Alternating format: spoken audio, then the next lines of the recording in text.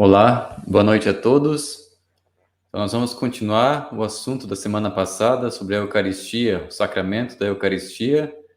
Na semana passada a gente viu a Eucaristia que estava presente na Sagrada Escritura. Nós acompanhamos os testemunhos da Bíblia com referente ao sacramento da Eucaristia. E hoje nós queremos entrar mais especificamente no Catecismo de São Pio X, onde está presente então a doutrina da Igreja Católica, que já tem 2000 anos e tem o testemunho de todos os papas e todo o magistério da Igreja Católica e que está presente em nosso catecismo e é ensinado até o dia de hoje. Então, eu vou começar então a nossa análise do Catecismo de São Pio X. Vamos apresentar aqui na tela do computador e você em casa pode acompanhar a leitura e a reflexão sobre o Catecismo de São Pio X. Então, a Santíssima Eucaristia. O primeiro ponto, então, sobre a natureza da Santíssima Eucaristia e da presença real de Jesus Cristo nesse sacramento.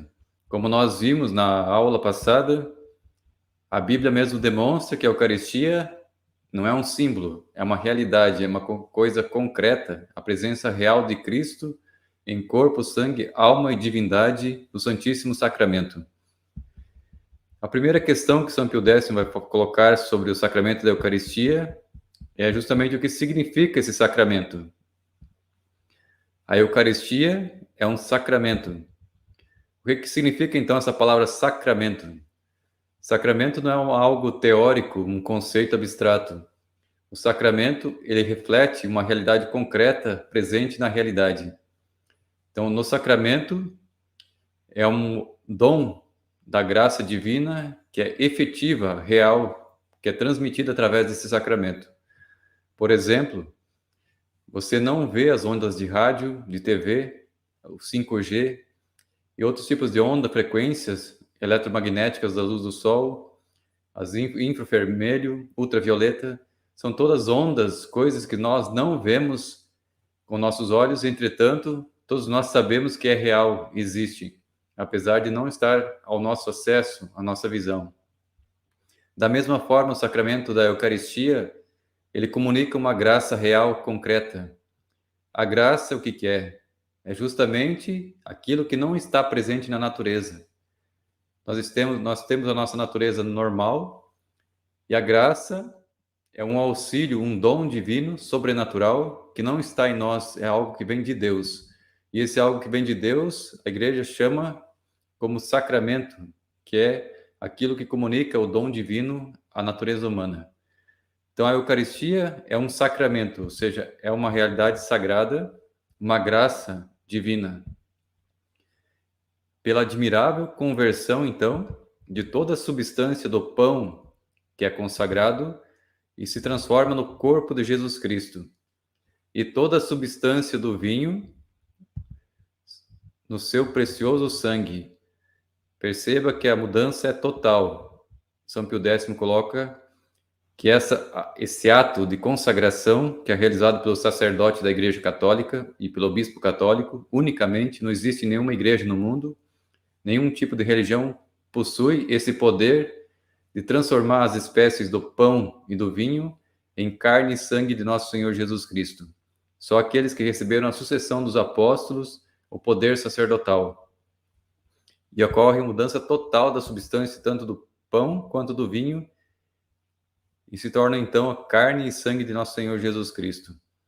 Portanto, São Pio X vai dizer que contém verdadeiramente, real e substancialmente o corpo, sangue, alma e divindade de Jesus Cristo, nosso Senhor.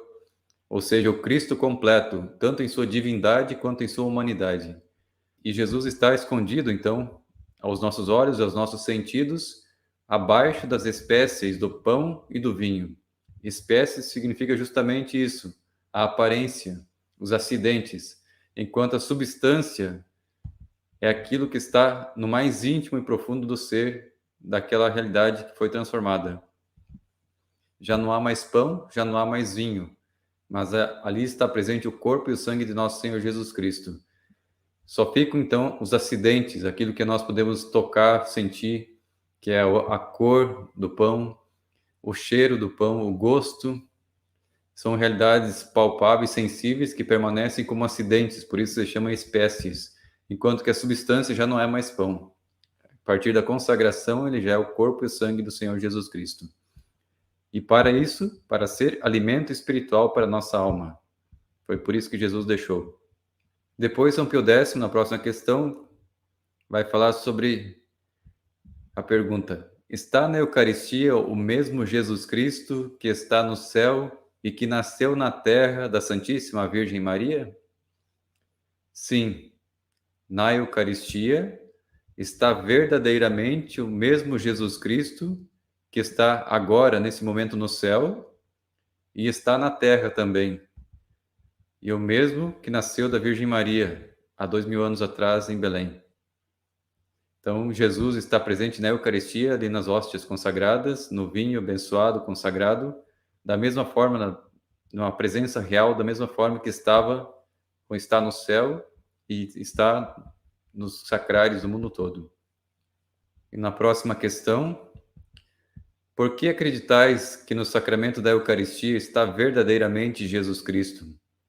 Qual que é o motivo de acreditar nessa presença real de Cristo? São Pio X vai dizer que ele acredita que no sacramento da Eucaristia está verdadeiramente presente Jesus Cristo, porque ele mesmo disse, ou seja, o testemunho de Jesus, a palavra dele está no Evangelho, testemunha que ali naquele pão ele está presente.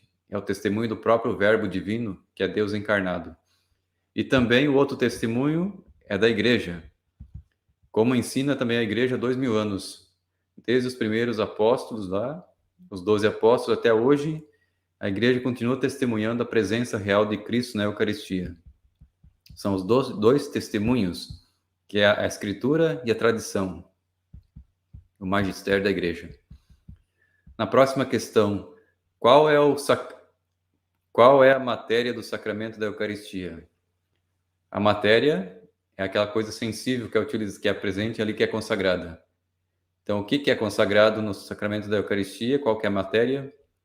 São Pio X vai dizer que é o pão de trigo, ou seja, tem que ser pão, mas de trigo, não pode ser de fubá, não pode ser de outro tipo de cereal, tem que ser de trigo. E também o vinho tem que ser de uva, não pode ser de maçã, de outros tipos de substâncias.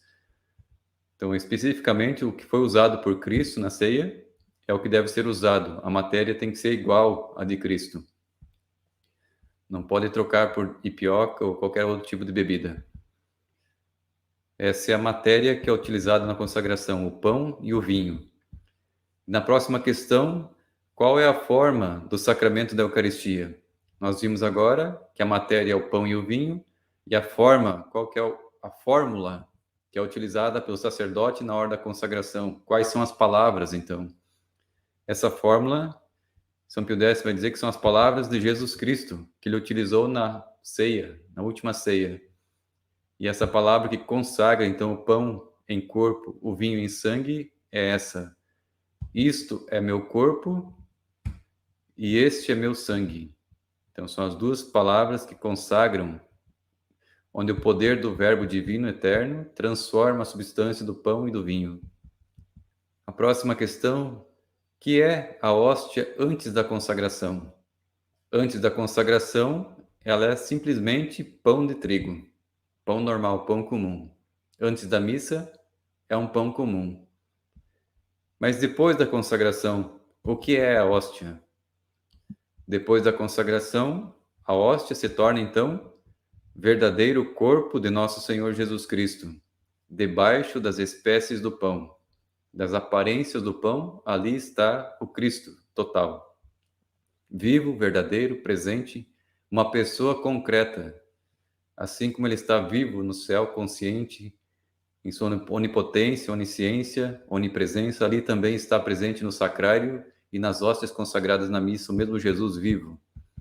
E isso é comprovado também pelos milagres eucarísticos na Igreja Católica, que são milhares de milagres, em que Jesus, para comprovar esse milagre esplendoroso, um dos maiores milagres que existe sobre a terra, depois da sua ressurreição, é transformar o pão em carne dele e o vinho em seu sangue.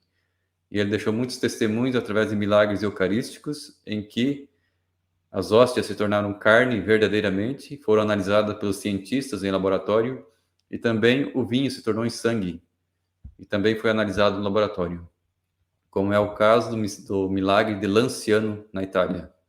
Você pode pesquisar na internet, você vai encontrar bastante coisa. E agora a próxima pergunta: o que está no cálice antes da consagração? No cálice, antes da consagração, está simplesmente, então, o vinho e também algumas gotas de água que o sacerdote utiliza na hora que vai ofertar. São um vinho e um pouquinho de água. E depois, então, das palavras da consagração, este é meu sangue, o que acontece com aquilo que está no cálice? Depois da consagração, há no cálice o verdadeiro sangue de nosso Senhor Jesus Cristo, debaixo das aparências, então, das espécies de vinho. Já não é a mesma substância. Essa é a diferença da teologia do ensino católico em relação ao luterano. Enquanto os luteranos acreditam que, após a consagração, a substância do pão permanece. Só que junto da substância do pão passa a existir também o corpo de Cristo, realmente presente. Enquanto que na Igreja Católica, há 2000 anos, acredita, e assim testemunha, que depois das palavras da consagração, só ficam as aparências do pão e do vinho. A substância, aquilo que de fato está ali, já não é mais o pão, já não é mais o vinho. É o corpo e o sangue do Senhor. Quando se faz a mudança do pão no corpo e do vinho em sangue de Jesus Cristo? Em que momento? Aí vai ser assim: a conversão, então, a transformação do pão no corpo e do vinho no sangue de Jesus se faz precisamente no ato em que o sacerdote católico, na Santa Missa, pronuncia as palavras da consagração. Então, a partir daquele momento, é a palavra do Verbo Divino quem atua sobre o pão e sobre o vinho, transformando a substância. O que é, então, essa consagração? A consagração é a renovação, por meio do sacerdote, do milagre operado por Jesus Cristo na última ceia, quando mudou o pão e o vinho no seu corpo e no seu sangue adorável, por estas palavras: isto é meu corpo, este é meu sangue. Então, o ato da consagração é a repetição das palavras do Verbo Divino, que atua através do sacerdote católico, que faz as vezes de Cristo, celebra em seu lugar, como ele havia pedido aos apóstolos no cenáculo: fazei isto em memória de mim. E assim a igreja o faz há 2000 anos. Como é chamada pela igreja a miraculosa conversão do pão e do vinho no corpo e sangue de Jesus Cristo? Essa miraculosa conversão, esse milagre, que todos os dias se opera sobre os nossos altares, é chamada pela igreja de transubstanciação. É um termo filosófico que tem a junção de duas palavras, a substância e um prefixo trans, que significa a mudança. Além da substância do pão, ocorre uma transformação interna na realidade do pão. É uma transubstanciação, uma mudança de substância. Graças ao poder onipotente de Cristo, nessa palavra que teve o poder de criar todo o universo a partir do nada. Também esse poder que ele tem de transformar todos os elementos da natureza que ele próprio criou, e ele tem domínio sobre tudo. E ele é o grande governante e domina todas as coisas que estão sob o seu poder. Quem deu tanta virtude às palavras da consagração foi o mesmo Jesus Cristo, nosso Senhor, quem deu esse poder, essa virtude a essas palavras. O próprio Deus onipotente que deu tanta virtude às palavras da consagração. Então foi o próprio Jesus que na Quinta-feira Santa deu esse poder às suas palavras. O sacerdote simplesmente faz as vezes de Cristo como instrumento de consagração. E depois da consagração, não fica ainda alguma coisa do pão e do vinho?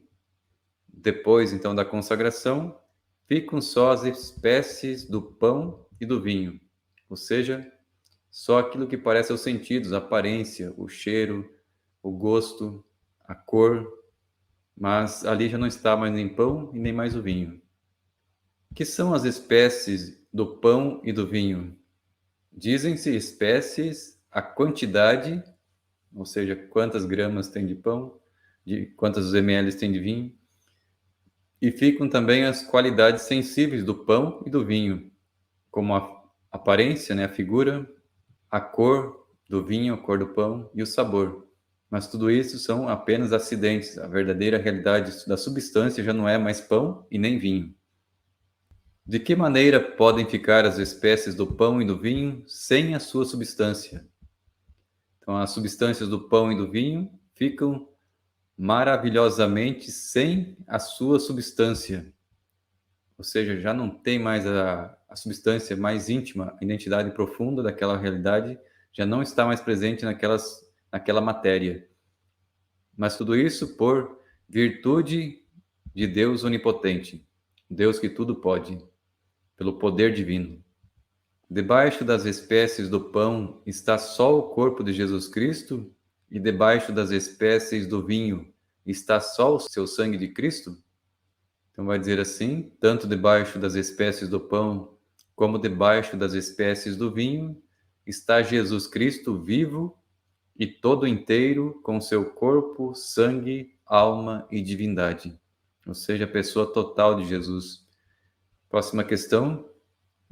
Podereis dizer-me por que tanto na hóstia como no cálice está Jesus Cristo todo inteiro? Tanto na hóstia como no cálice está Jesus Cristo todo inteiro, porque ele está na Eucaristia vivo e imortal como está no céu.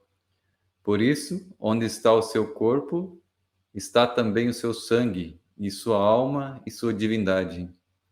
E onde está o seu sangue, está também seu corpo, com sua alma, divindade, pois tudo isso é inseparável em Jesus Cristo. Então, o Cristo está presente em seu corpo, sangue, alma e divindade no Santíssimo Sacramento. Quando Jesus está na hóstia, deixa de estar no céu? Quando Jesus está na hóstia, não deixa de estar no céu, mas encontra-se ao mesmo tempo no céu e no Santíssimo Sacramento. Graças ao poder de Deus, que tudo pode, né? Ele pode estar lá, em algum lugar no céu, mas também ele está presente em cada sacrário que existe sobre a terra. Em todo lugar que é celebrada uma missa, Cristo se faz presente todo inteiro sobre o altar. Jesus Cristo está presente em todas as hóstias consagradas do mundo? Sim, Jesus está presente em todas as hóstias consagradas. Como é possível que Jesus Cristo esteja em todas as hóstias consagradas? Jesus Cristo está em todas as hóstias consagradas por efeito da onipotência de Deus, a quem nada é impossível. Ele tudo pode, né? Então ele está presente porque assim ele quis, assim ele determinou. Não depende de nós gostarmos ou não gostarmos, acreditarmos ou não acreditarmos. O efeito da consagração independe da fé humana. Mesmo um ateu pode duvidar da presença real de Cristo na Eucaristia. Entretanto, ele está presente realmente e não depende da subjetividade de quem crê ou deixa de acreditar. É um poder de Deus, é garantido pelo próprio Deus essa realidade. Próxima questão. Quando se parte a hóstia, parte-se também o corpo de Jesus Cristo? Quando se parte a hóstia, não se parte o corpo de Jesus Cristo, mas partem-se somente as espécies do pão, ou seja, aquela aparência, aqueles acidentes ali do pão. No entanto, a substância de Cristo não é dividida, repartida. Ele permanece integral. Próxima questão. Em que parte da hóstia fica o corpo de Jesus Cristo? O corpo de Jesus Cristo fica inteiro em todas e em cada uma das partes em que a hóstia é dividida. Ou seja, Cristo não fica repartido. Se houver 10 fragmentos de hóstia, ele está presente plenamente em cada pedaço, porque a mesma substância está presente em todas. Está Jesus Cristo tanto numa hóstia grande como numa partícula de uma hóstia, ou seja, num fragmento, num farelo? Tanto numa hóstia grande como numa partícula da hóstia está sempre o mesmo Jesus Cristo. Portanto, não depende do tamanho do pedaço da hóstia consagrada. Pode ser uma simples migalha do tamanho de um grão de poeira, ali está o Cristo presente na sua plenitude. Por que motivo se conserva nas igrejas a Santíssima Eucaristia? Ou seja, por que a igreja guarda no sacrário hóstias consagradas? Conserva-se as hóstias nas igrejas, a Santíssima Eucaristia, a fim de ser adorada pelos fiéis. Ou seja, se ali está Deus, está Jesus Cristo, ele é o único digno de adoração. Por isso, os católicos adoram Cristo no sacrário, onde está guardado. E depois também serve para ser levado para os enfermos, aqueles que não podem ir até a igreja para participar da celebração da missa, estão doentes, estão acamados. Então, as pessoas, os diáconos, o sacerdote ou o ministro extraordinário da Eucaristia leva, então, a hóstia consagrada à pessoa que está em casa. Essa hóstia consagrada é guardada no sacrário. Deve-se adorar a Eucaristia? Ou é só para se alimentar, só para ser comida? A Eucaristia deve ser adorada por todos, porque ela contém verdadeira, real e substancialmente o mesmo Jesus Cristo. Ou seja, não é a idolatria de um pão. Ali está o Cristo, o Deus do universo, o Verbo eterno de Deus está presente nessa hóstia consagrada. Agora vamos para um segundo artigo, que vai falar sobre a instituição e os efeitos do sacramento da Eucaristia na nossa alma. Primeira questão: quando instituiu Jesus Cristo o sacramento da Eucaristia? Jesus Cristo instituiu o sacramento da Eucaristia na última ceia, naquela quinta-feira, que celebrou com seus discípulos na noite que precedeu a sua paixão, ou seja, a sua crucificação. Foi na quinta-feira à noite. Foi nesse momento que Jesus instituiu esse sacramento, em que ele mesmo celebrou a missa pessoalmente. Por que instituiu Jesus Cristo a Santíssima Eucaristia? Jesus Cristo instituiu a Santíssima Eucaristia por 3 razões principais. Primeiro, essa Eucaristia é o sacrifício da nova lei, do Novo Testamento, o sacrifício perpétuo que é oferecido a Deus, em reparação e expiação dos pecados. Segundo motivo é que a Eucaristia serve de alimento para a nossa alma. Quem come dessa carne e bebe desse sangue tem a vida eterna, tem a vida em si, e Jesus o ressuscitará no último dia. E terceiro motivo, que a Eucaristia serve de memorial perpétuo da sua paixão e morte, ou seja, daquilo que Cristo realizou para a redenção da humanidade. Está sempre atualizado, sempre presente na igreja, todos os dias, em todos os lugares no mundo. A todo momento tem alguém celebrando a Eucaristia e Cristo está sendo lembrado aquilo que ele fez para redimir a humanidade. E também é um penhor precioso do amor para conosco e da vida eterna. Tudo aquilo que ele fez, então, ao nosso favor. São os motivos, então, do porquê Jesus instituiu a Eucaristia. Por que Jesus Cristo instituiu esse sacramento debaixo das espécies do pão e do vinho? Jesus Cristo instituiu esse sacramento debaixo das espécies do pão e do vinho, porque a Eucaristia deve ser alimento espiritual, e era por isso conveniente que nos fosse dada em forma de comida e bebida.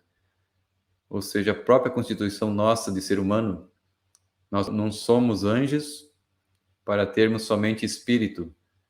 Nós somos seres intelectuais, mas somos seres carnais também, temos corpo, nós temos matéria. E o próprio Cristo, quando veio a esse mundo, ele assumiu a nossa condição humana, que é esse composto de alma e corpo. E por isso nós precisamos alimentar o nosso corpo a partir de alimentos sólidos. E é o que Cristo se oferece para nós como alimento sólido, como um sacramento, mas com o benefício maior que é alimentar a alma com a sua graça, com a sua presença divina, com a sua vida divina.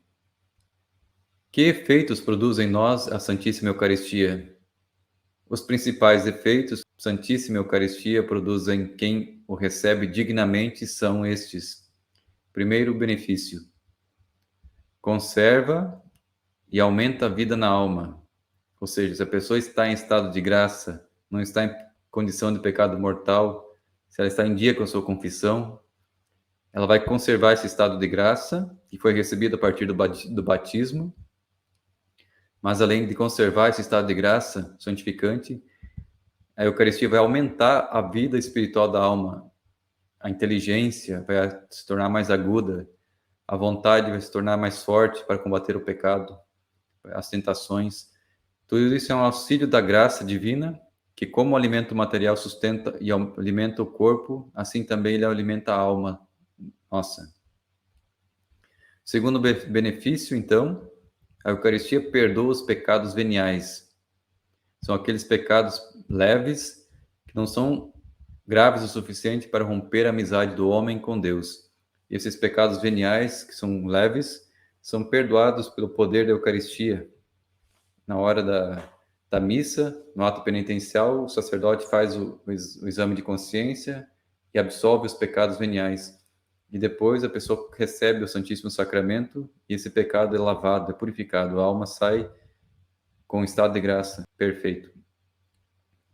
E essa comunhão eucarística preserva também dos pecados mortais, porque fortalece a alma e produz a consolação espiritual, que é esse prazer, essas consolações, esse deleite espiritual, que é como que um antegozo num êxtase espiritual, né? Não produz em nós a Santíssima Eucaristia outros efeitos? Sim, a Santíssima Eucaristia produz em nós outros 3 efeitos, a saber, enfraquece as nossas paixões, ou seja, os nossos desejos da carne, a concupiscência da carne, como os desejos sexuais, como os desejos do paladar, a gula, a bebida, e em especial amortece em nós o fogo da concupiscência, que são esses prazeres que nós tendemos a buscar. E também o outro benefício, aumenta em nós o fervor espiritual, o desejo de conhecer e amar a Deus, de orar e fazer obras de caridade. E ajuda-nos então, com isso, a proceder em conformidade com os desejos de Jesus Cristo. Terceira coisa, dá-nos um penhor da glória futura. Nós sentimos um gostinho do paraíso, daquela felicidade que nós vamos receber depois, quando estivermos no paraíso com Cristo, na sua glória. E da ressurreição do nosso corpo também. É uma espécie de transfiguração antecipada, de uma forma um pouco bem inferior ainda do que vai ser depois, mas é uma experiência um pouquinho que lembra a ressurreição também. Como aconteceu com muitos místicos da Igreja Católica, que tiveram o corpo emanando luzes, né, ou se transfigurando, já também são expressões dessa antegozo, né, da realidade espiritual que depois vão experimentar no paraíso. Agora nós vamos ver o terceiro artigo da fé sobre a Eucaristia, sobre as disposições necessárias para que possamos bem comungar. Produz então esse sacramento da Eucaristia sempre em nós os seus maravilhosos efeitos? O sacramento da Eucaristia produz em nós os seus maravilhosos efeitos quando o recebemos com as devidas disposições. Perceba que os efeitos da comunhão dependem das nossas disposições internas. Por exemplo, a pessoa que se concentra, que se põe em estado de oração, que tem um desejo ardente de comungar Jesus Cristo, ela vai receber muito mais graças, muito mais benefícios da comunhão do que a pessoa que vai comungar sem ter consciência de que aquela hóstia consagrada está presente em Jesus Cristo verdadeiramente, o seu Deus. E a pessoa que comunga distraída, ela não vai receber os benefícios de graças como aquela pessoa que está em estado de graça e bem preparada para receber Jesus. Por isso que umas pessoas se santificam, enquanto outras ficam paradas ou até regridem na vida espiritual. Próxima questão. Quantas coisas são necessárias para fazer uma comunhão bem feita? Para fazer uma comunhão bem feita, são necessárias 3 coisas. Primeiro, estar em estado de graça, em dia com a confissão, sem nenhum pecado grave. Segunda coisa, estar em jejum de pelo menos 1 hora antes da comunhão. É preciso se preparar, então, para receber Jesus, não comer antes da celebração da missa, pelo menos 1 hora antes, evitar todo tipo de alimento sólido e bebidas também. Terceira coisa, saber o que se vai receber, ou seja, quem está presente nessa hóstia, e aproximar-se da Sagrada Comunhão com devoção, ou seja, em espírito de oração e submissão diante do Criador. O que quer dizer estar em estado de graça? Estar de graça é ter a consciência limpa de todo o pecado mortal, ou seja, não ter nenhum pecado grave. ter a consciência limpa, tranquila. Esse é o estado de graça. Que deve fazer antes de comungar quem sabe que está em pecado mortal? Se você cometeu um pecado grave, o que você deve fazer? Você vai para a comunhão comungar ou o que você faz? São Pio X vai dizer que quem está em pecado mortal e tem consciência disso deve fazer uma boa confissão antes de comungar. Porque para quem está em pecado mortal, não basta o ato de contrição perfeita, significa um arrependimento, uma dor profunda por ter ofendido a Deus com pecado grave. Não basta esse arrependimento. É necessário que vá à confissão, ou seja, procure um sacerdote, se confesse, cumpra a penitência e depois sim procure a fila da comunhão para receber Jesus no Santíssimo Sacramento. Próxima questão. Por que não basta então esse ato de contrição perfeita a quem sabe que está em pecado mortal para poder comungar? Porque a Igreja ordenou, em sinal de respeito a esse sacramento, que quem é culpado de pecado mortal não ouse receber a comunhão sem primeiro se confessar. É uma questão de respeito a quem está presente no Santíssimo Sacramento. Quem comungasse em pecado mortal receberia Jesus Cristo na hóstia? Quem comungasse em pecado mortal receberia Jesus Cristo, mas não a sua graça. Pelo contrário, cometeria um sacrilégio, um pecado mortal grave, e incorreria em sentença de condenação. Em vez de você receber a vida através do sacramento, a vida eterna, você estará cometendo um pecado mortal e está atraindo sobre si a própria condenação. É o que diz São Paulo na carta aos Coríntios, na primeira carta aos Coríntios. Em que consiste, então, o jejum eucarístico? O jejum eucarístico consiste em abster-se de qualquer espécie de comida ou bebida, exceto a água natural, que, na atual disciplina eucarística, não quebra o jejum. Então, só pode tomar a água antes da missa, 1 hora antes. Pode comungar quem engoliu restos de comida presa aos dentes? A pessoa foi tomar um café, restou alguma comida nos dentes, na hora da missa, a pessoa passou a língua e descobriu que tem um fragmento de carne ou de alguma coisa. A pessoa pode comungar? São Pio X vai dizer assim, que quem engoliu restos de comida presa aos dentes pode comungar, porque já não são tomados como alimentos, ou pelo menos perderam tal condição de alimentação. É simplesmente um resíduo, né? Quem não está em jejum pode comungar alguma vez? Comungar sem estar em jejum é permitido aos doentes, que estão em perigo de morte, e aos que estão em abstinência prolongada. A comunhão feita pelos doentes em perigo de morte chama-se viático. A pessoa está próxima da morte, então a Eucaristia serve como um alimento para aquele que vai partir para a eternidade, que está a caminho, em trânsito. Porque o Santíssimo Sacramento sustenta nessa viagem, nessa passagem da morte para entrar na glória. Que querem dizer as palavras saber o que se vai receber? Saber o que se vai receber quer dizer conhecer o que ensina com respeito a esse sacramento a doutrina cristã e acreditá-lo firmemente. Então, quando você vai se aproximar da comunhão, você precisa ter consciência de qual é o ensinamento da Igreja Católica a respeito da Eucaristia e ter fé, crer que de fato é assim essa realidade. Ou seja, que ali não é pão, que ali não é vinho. Ali é o próprio Cristo encarnado, da mesma forma real que está no céu e esteve no ventre da Virgem Maria e andou na terra. É o mesmo Cristo, a mesma pessoa está presente na hóstia consagrada. É preciso acreditar e conhecer essa doutrina. O que quer dizer comungar com devoção? Comungar com devoção quer dizer aproximar-se da Sagrada Comunhão com humildade e modéstia, tanto na própria pessoa como no vestir, e fazer preparação antes e ação de graças depois da comunhão.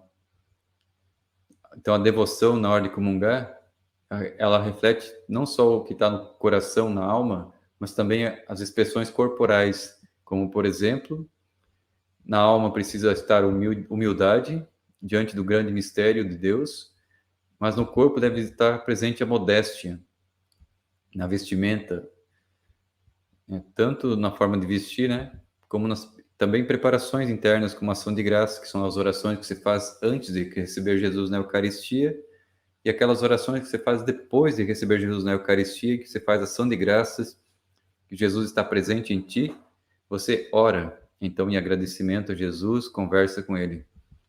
Você se une a Jesus na Eucaristia. Em que consiste essa preparação antes da comunhão? A preparação antes da comunhão consiste em nos entretermos algum tempo, ou seja, em oração, e considerar quem é aquele que vamos receber, que é Jesus, e quem somos nós, suas criaturas, pecadoras, fracas, e em fazer atos de fé, esperança e caridade, ato de contrição, arrependimento, reconhecer-se pecador, atos de adoração, reconhecer que Ele é Deus, e de humildade, que nós somos fracos e Ele é o verdadeiro Deus, né, que tudo pode, que nós dependemos dele para tudo, inclusive para a nossa salvação. E além disso, deve ter um desejo de receber Jesus Cristo na Eucaristia, alimentar esse desejo, fazer crescer esse desejo no coração. Em que consiste a ação de graças depois da comunhão?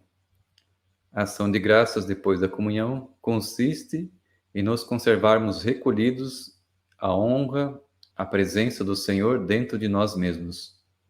Então você vai estar com Jesus no teu coração, no seu corpo e na sua alma, e ali você se volta para ti mesmo, para a tua alma, e você toca Jesus no teu corpo.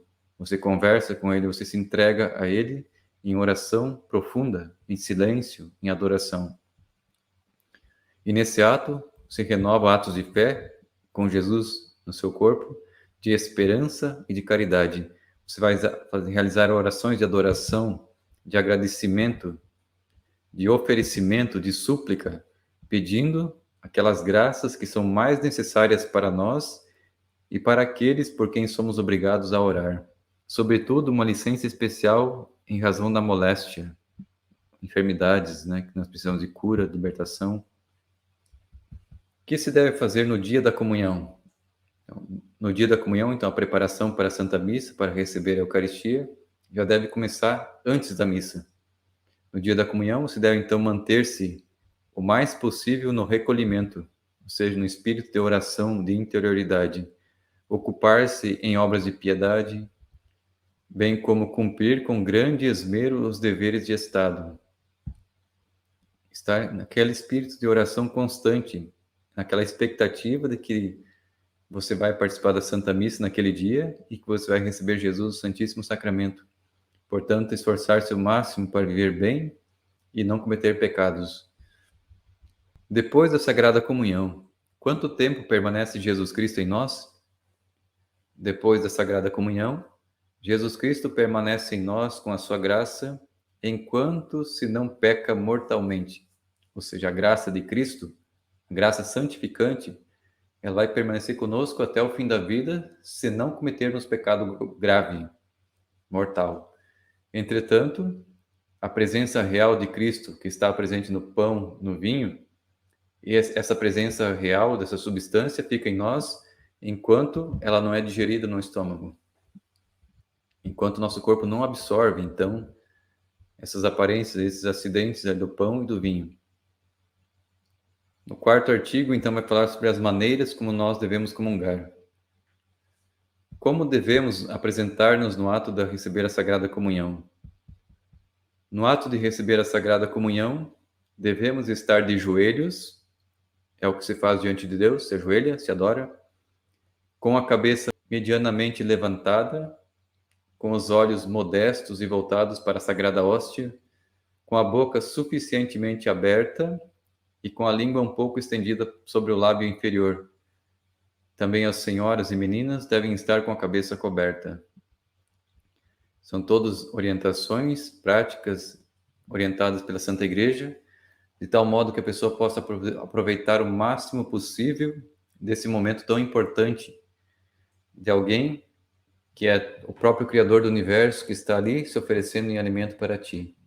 Então, a igreja cuida com muito zelo, muito carinho, para que nós possamos estar num espírito, tanto interiormente como corporalmente, digna dessa presença real de Cristo na Eucaristia.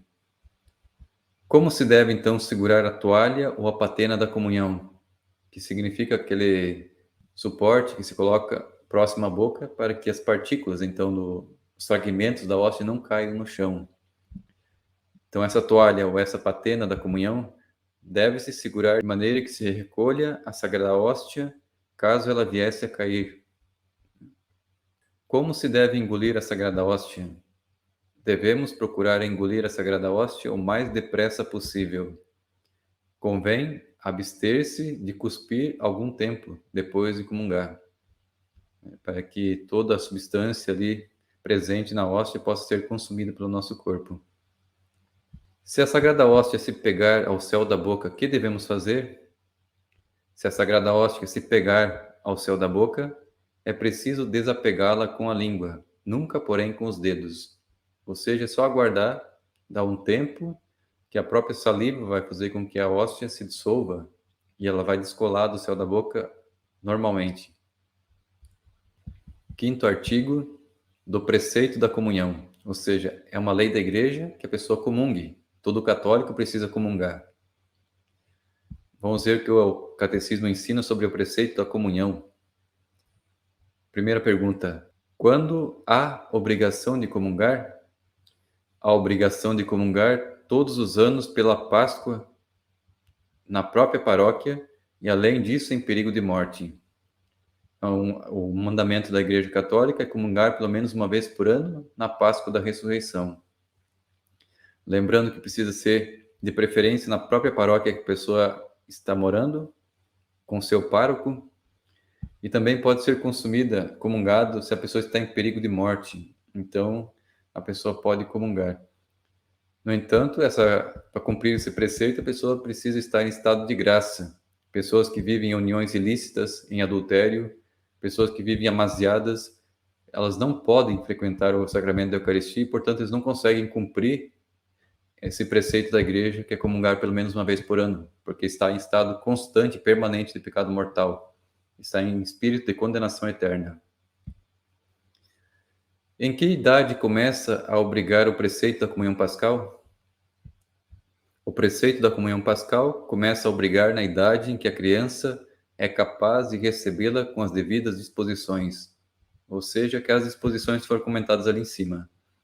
A pessoa tem que ter consciência da doutrina da igreja, o que a igreja acredita ser a Eucaristia, ela precisa crer firmemente que assim é, que é uma realidade, e ela precisa estar preparada, em estado de graça, para receber Jesus. E isso pode ser a partir de 6, 7 anos, quando ela tem consciência do certo e do errado, começa a entender as coisas, né?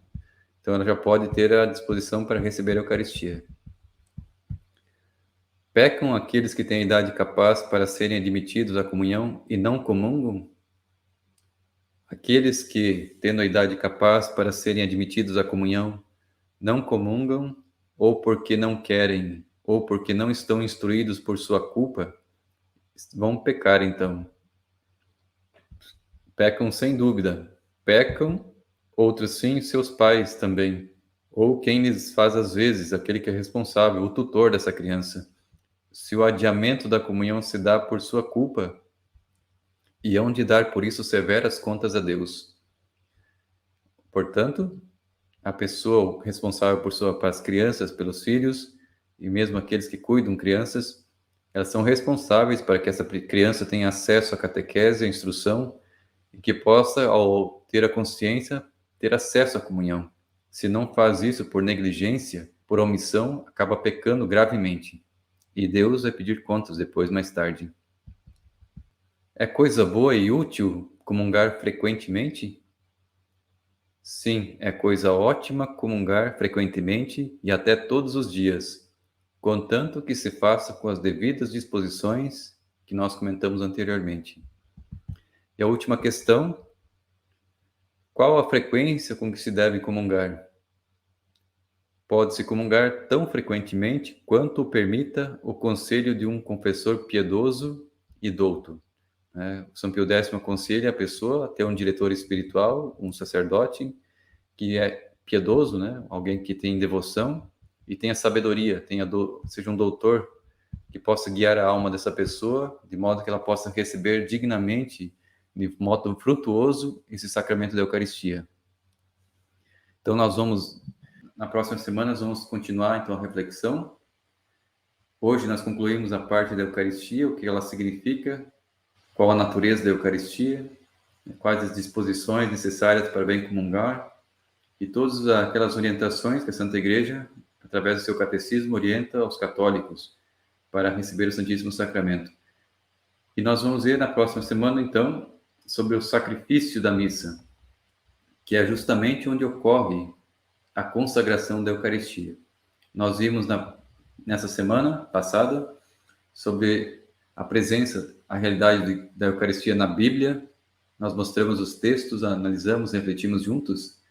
E hoje nós então refletimos, né, sobre como o Catecismo da Igreja Católica apresenta a doutrina sobre a Eucaristia.